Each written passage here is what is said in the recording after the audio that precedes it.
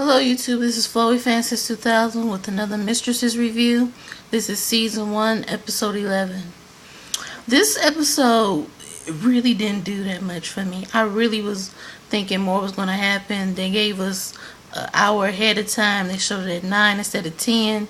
But I'm just going to get into it. First I'm going to start with Karen, who was on trial for killing her ex-lover, who was married her, or his wife is accusing her of being the one who murdered him. But all the while, I think his wife is the one who murdered him when she found out he was cheating with her. Anyway, they go over what they're going to say in court in the hearing, and then she just, won't plead the fifth. And, lawyers telling her, you must plead the fifth. That's why they won't be able to contradict, what they were saying. What you say, they won't be able to contradict with what they're saying. But, she just still doesn't get it. They have that tall, handsome detective guy there at the hearing, and Dominic, representing the wife. And, she's just like, what happened? He goes, well, at first she said he was not suicidal. Then, check the notes, he was suicidal. And, she was just like, well, is this because you wanted a romantic relationship with her and she wouldn't give you that? Is that why you're going against her now? And I'm like, the lawyer is just too scandalous. She just want to do whatever she got to do to get her client off. She don't care if she got to dig up dirt, whatever she got to do. And then he was just like, no, I went over her house one time, helped her with the light, that was it. We never hooked up. And, she just, Karen's just like, oh my God, what do I do? She stays silent. The wife is just kind of doing whatever she can to put her in jail. And come to find out, the guy who she slept with, the young boy, she claims that she was at home with him when her husband was murdered. That she, and then she was just looking like, oh my God, now I can't claim him as my alibi because he was going to be my alibi. She was like, all you did was sleep with me. Now you want to really betray me like this? And she's in the elevator with her lawyer, and she's just like, this will be over soon enough, don't worry. And then she runs into him and she just goes, what happened? He tells her, my mother called me and wanted me to be her alibi. What was I supposed to do? I didn't mean to betray you, but I can't really, just deny my mother being her alibi. That's what it was. And she was just like, fine, whatever. Turns out in the end, she just stopped listening to her lawyer. She was just like, letting me speak for myself. She goes and she tells the, talks, and she's like, well, yes, I was in love with him. That was the first mistake. I was in love with a married man. Second regret was that I did want to prescribe him some morphine to ease the pain because I was in love with him and I hated seeing him in pain. But I never prescribed him the medication because he never called me. He never said, prescribe the medication to me. She said, but I do believe that his wife is the one who gave him the medication. She said, I do believe. And she said, and I was at home alone when he died. I don't have an alibi. I was just home alone. And she was just like, she basically just told the truth. She was just tired of trying to, lie and stuff. She basically didn't have anything to hide. So she just told the truth. And then, the wife got all, objection, this is untrue. Oh my God, how can you believe her? But I think in the end, we're going to find out that she is the one who killed him. Even though her son claims that he was with her, I don't think it's going to even make a difference.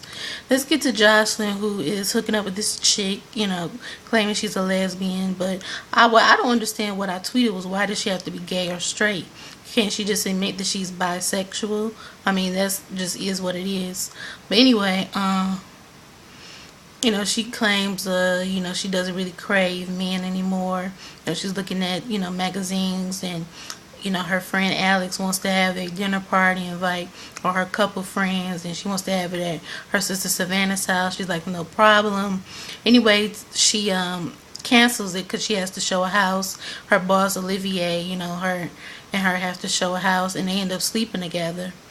And she comes home and she sees a bite mark on her, and she goes, well, where did that come from? And she was just like, she just got caught and was like, I don't even want to talk about it. Then the next day, she was like, I want to talk about it. She was like, who did you sleep with? She was like, it was my boss, Olivier, okay? That's what it was. She was just like, how could you? Did you just blow off my dinner because you wanted to get laid? She was like, no, I really did have a house to show. And then she just left out. And I don't know if they're going to get back together or what, but Jocelyn just needs to keep it real. She's not a lesbian. She's just not. I do think she likes Alex, but it's just not that deep. Savannah takes Dominic up on offer to send her to a retreat where she gets a massage and all that. And I'm just thinking, you have the paternity results. You could put this all to rest. You don't have to play the field. You can know whether or not it's Harry's or Dominic's baby. And it's really frustrating and unrealistic to me why she can't just go ahead and open the results and find out if it's Harry or if it's Dominic's. You know, Jocelyn sits and talks with Harry. She goes, you need to, you know, go ahead and bribe somebody to tell you the results. I have the results, but I can't open it. I can't betray my sister. She wants to wait. He tries to go and persuade, you know, the person to let him see the results, but she goes, I really can't do it. I can't do it. And I thought he was just going to go in there and, you know, get the results anyway, but that didn't happen. That's what really disappointed me in this episode. April goes to see her dead husband, who he claims he's leaving. He wants her to give Lucy this locket. And her and her new boo, they take the kids to this, you know, park and, you know, where the roller coasters are. And she asks him, what happened to her mother? And he goes, she left me for another guy. And, you know, she doesn't really see her like that. I'm doing the best I can as a single father. And then they decide not to really break up. They kiss and make up. And he tells her, you know, I think you should at least tell Lucy that her father's still alive. And she just goes, well, what changed her mind? She was like, because I don't want her to grow up hating you. She's going to find out. Are you sure you want to risk her not being able to, you know, forgive you because you knew her father was alive? And I'm thinking, well, maybe she should go in and tell her, because, I mean, the truth will come out soon enough. And at least she needs to hear it from her mother. And, something happens where she goes to pick up her daughter. She can't find her daughter. She's like, oh my God, where's Lucy? And I'm thinking that the father kidnapped her or maybe took her somewhere. I'm hoping she didn't run away. I'm hoping it's not Richard. But anyway, that was Mistresses. Pretty good, a little disappointing with the whole paternity thing. But I can't wait to see next week. And anyway, rate, comment, and subscribe. Follow me on Twitter at O's Midnight Love, and that's OS_midnight_LUV. Hope you enjoyed this. Somebody said it wasn't a review, so recap review, whatever. Just enjoy it, and please rate, comment, and subscribe.